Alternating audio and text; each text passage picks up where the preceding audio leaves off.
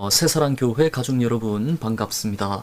이렇게 뜻깊은 자리에서 여러분께 강의 드릴 수 있음을 정말 기쁘게 생각합니다. 그리고 이 귀한 자리에 또 초대해 주신 박창규 목사님께도 다시 한번 감사 인사를 드립니다. 자, 제가 오늘 다룰 주제는 종교의 종말 이후 종교는 어디로 가야 하는가 하는 것입니다.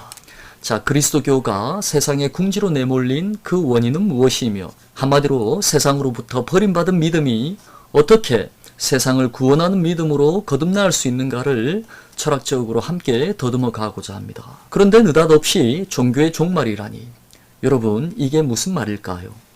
자, 철학사적으로 종교의 종말을 선언한 것은 17세기 계몽주의입니다. 계몽주의란 신의 말씀이 아니라 인간의 이성을 통해서 인간의 자유와 해방을 이루게 했다는, 한마디로 신으로부터의 독립선언이었습니다. 우리는 이러한 선언을 통해서 비로소 믿음의 시대로부터 이성의 시대로 옮겨간 것입니다.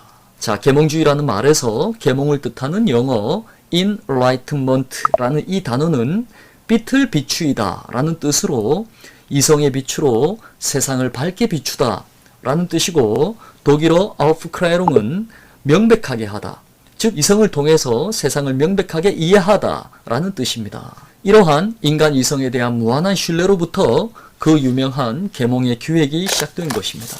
그렇다면 믿음의 시대를 끝내고 이성의 시대를 열어세운 사람, 한마디로 근대 계몽주의의 포문을 연 사람은 과연 누구일까요? 자, 우리에게는 코기토 에르고 숨이라는 말로 훨씬 더 잘 알려진 철학자이죠. 자, 17세기 프랑스 철학자 르네 데카르트입니다. 자, 코기토 에르고 숨, 이 말은 믿음의 시대였던 중세의 종말을 고하고 이성의 시대라 할 근대의 개막을 알리는 선언이었습니다. 그래서 우리는 데카르트를 근대 철학의 아버지라고 부르는 것이죠. 자, 코기토 에르고 숨, 나는 생각한다, 그러므로 나는 존재한다 라는 이 말은 나는 생각하는 존재다, 나도 생각이 있는 존재다 라는 뜻입니다. 자, 이는 마치 부모님의 말씀에 순종하던 어린아이가 어느덧 자신의 생각으로 부모님의 말씀을 검증하거나 아니면 자신의 뜻대로 살고자 부모로부터 독립선언을 하는 그런 사춘기 청소년의 단계에 비유할 수 있습니다. 그리고 성서의 비유로는 에덴 동산의 아담과 하와가 선악의 열매를 먹고 신적인 능력이라 할 사유를 갖게 되면서 신과 인간의 평화로운 관계가 깨어지는 그 분열의 단계라고도 이야기할 수 있습니다. 자, 물론 신과의 평화로운 관계가 깨어진다는 것은 나쁜 것이지만 맹목적인 믿음이라는 것은 이성과 만나면 이렇게 깨어질 수밖에 없는 것이기도 합니다. 자, 이제는 믿어야 해서 믿는 믿음이 아니라 믿지 않을 수 있음에도 믿는 믿음, 한마디로 신의 명령에 따라서가 아니라 내 뜻에 따라서 믿는 믿음으로 나아가야 합니다. 그리고 그것이야말로 진정하고 성숙한 신앙의 단계라고 부를 수 있을 것입니다. 자, 이제 인간은 하나님의 명령을 무조건 믿고 따르는 그런 맹목적인 종이 아니라 스스로의 이성에 따르는 자기 삶의 주인으로 거듭납니다. 이것이 바로 믿음의 시대, 크레도 에르고 숨으로부터 의심의 시대, 코기토 에르고 숨으로의 전환, 즉 종교의 종말에 대한 선언입니다.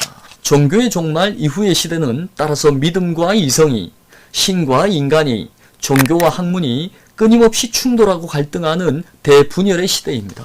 사람은 달라졌는데 종교가 달라지지 않으니 이렇게 갈등과 분열이 생길 수밖에 없는 것입니다. 자, 종교는 달라진 사람에 맞게 하나님을 보여주어야 합니다. 그러나 종교는 여전히 어른을 어린아이 대하듯이 다룹니다. 그래서 모두 떠나는 것이죠. 이로부터 현실에는 다양한 무신론의 줄기들이 생겨나기 시작합니다. 그 줄기들은 크게 세 가지로 나눌 수 있습니다.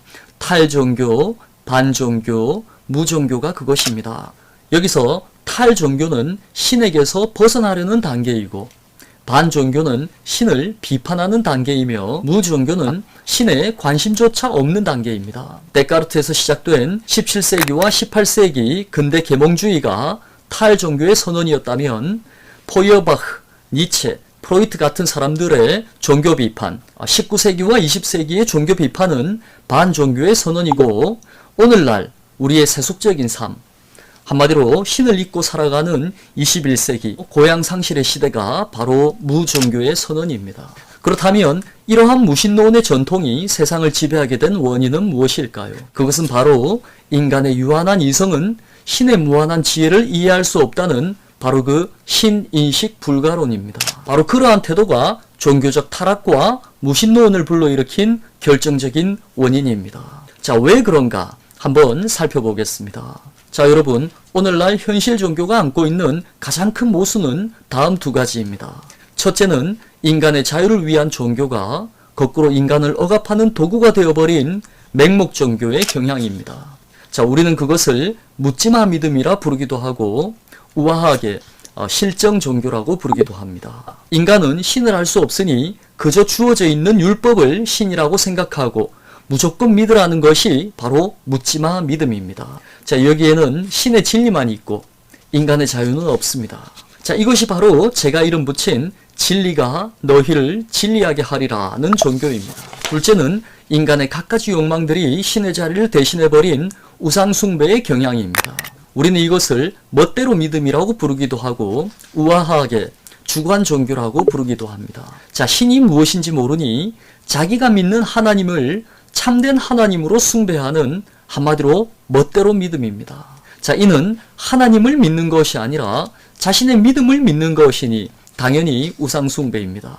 자, 우상을 숭배하지 말라는 그 예수님의 가르침은 다른 종교나 미신을 따르지 말라는 말이 아니라 바로 이러한 자신의 무지와 착각이 만들어낸 한마디로 자기 욕망의 화신을 숭배하지 말라는 뜻입니다.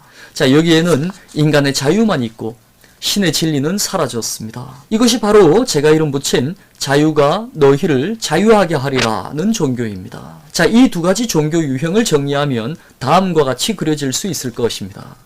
자, 실정 종교와 주관 종교, 맹목 종교와 우상 숭배, 그리고 묻지마 믿음과 멋대로 믿음, 이해 불가의 종교와 소통 불가의 종교, 신에 의한 인간의 억압과 인간에 의한 신의 왜곡, 자유를 잃어버린 진리와 진리를 잃어버린 자유, 진리가 너희를 진리하게 하리라의 종교, 그리고 자유가 너희를 자유하게 하리라는 종교, 이 두 가지가 현실 종교에서 그 많은 문제들을 불러일으키는 결정적인 원인들입니다. 자, 이러한 억압적이고 왜곡된 종교 문화에서 그리스도교의 아름다운 이상, 즉 진리가 너희를 자유하게 하리라. 자, 바로 그 이상은 완전히 깨어지고 말았습니다. 현실의 수많은 반종교적 종교 현상들, 한마디로 그 부조리한 종교 현상들은 바로 이러한 묻지마 믿음과 그리고 멋대로 믿음이라는 이 두 가지 줄기에서 뻗어나온 가지들입니다. 상식과 이성을 무시하고 의심이나 물음을 불신으로 경질하는 폭력적인 교회 분위기, 어린아이와 같은 무지함과 노예와 같은 순종성만을 최고의 신앙으로 여기는 백치와 교육, 그리고 축자 영감설이나 성서 무호성이라는 말로 하나님을 성서 안에 가두려고 하는 그 즉자적인 문자주의, 인간지성과 충돌하는 성서의 내용까지도 무조건 믿으라고 강요하는 반지성적인 신앙교육, 예수가 보여준 신적인 삶을 살기보다 신을 자기 구원의 수단으로 삼는 무신론적인 기복신앙, 외부와 소통할 수 없는 온갖 종교적 사투리로 무장한 비타협적인 은둔주의, 이웃에 대한 사랑을 열변하면서도 서로가 서로를 군림하려는 그런 살벌한 당파주의, 헌금의 크기를 구원의 순서로 여기거나 구원을 돈으로 매수하려는 경건한 세속주의, 신 앞에 평등을 외치면서도 틈만 나면 높은 자리에 서려는 관료적인 권위주의, 값싼 은총을 남발해서라도 교회만 확장하면 그만이라는 다단계식 복음주의, 그 외에도 차마 눈뜨고 볼 수 없는 반종교적 종교 현상들, 이들은 신과 인연을 끊고 살아가는 오늘날 우리의 세속주의의 책임을 언제나 자기 외부의 과학주의나 물질주의, 그리고 인간 심성의 타락에서 찾고 있지만 실상 그 책임은 이성주의 시대를 살아가는 인간들에게 맹목적인 믿음과 복종만을 강요하는 바로 그러한 반지성적 종교 문화입니다. 바로 그러한 맹목 종교와 우상 숭배야말로 종교로부터 세상을 추방해내고 그리고 세상으로부터 종교를 추방해냈던 바로 그 결정적인 원심력이라고 할 수 있을 것입니다. 그렇다면 이러한 맹목 종교와 우상 숭배, 한마디로 묻지마 믿음과 멋대로 믿음이 그렇게 판을 치게 된 근본적인 원인은 무엇일까요? 자, 그것은 바로 인간 이성은 신을 이해할 수 없다는 신인식 불가론입니다. 자, 이러한 신인식 불가론에 사상적 불을 지핀 사람은 누구일까요? 자, 그는 바로 계몽주의의 정상에 선 독일의 철학자, 바로 임마누엘 칸트입니다.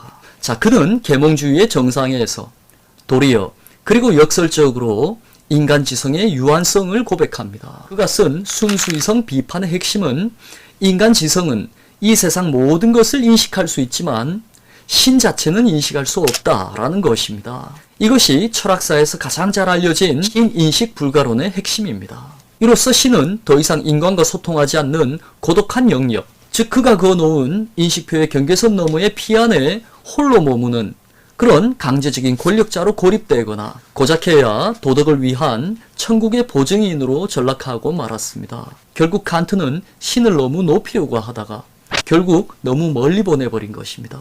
자, 정리하면 오늘날 종교의 종말이 빚은 세 가지 문화, 맹목종교, 즉 묻지마 믿음과 우상숭배, 멋대로 믿음, 그리고 무신론적 세속주의는 바로 이러한 신인식 불가론이 만들어낸 작품입니다.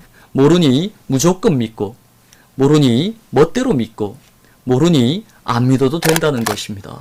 기껏해야 너희는 아직 신비를 체험해보지 못해서 그렇다는 식의 턱없는 감상적 태도라든가, 아니면 너희는 아직 믿음이 약해서 그렇다는 식의 턱없는 신앙적 허영으로 교회와 종교를 지켜가려는 그러한 온고집은 우리의 지성을 그 옛날 그리스 로마 시대로 되돌리는 퇴행적 행태에 불과한 것입니다. 하지만 이미 자란 어른은 비록 노인이 될 수는 있어도 다시 어린아이로 돌아갈 수는 없는 법입니다.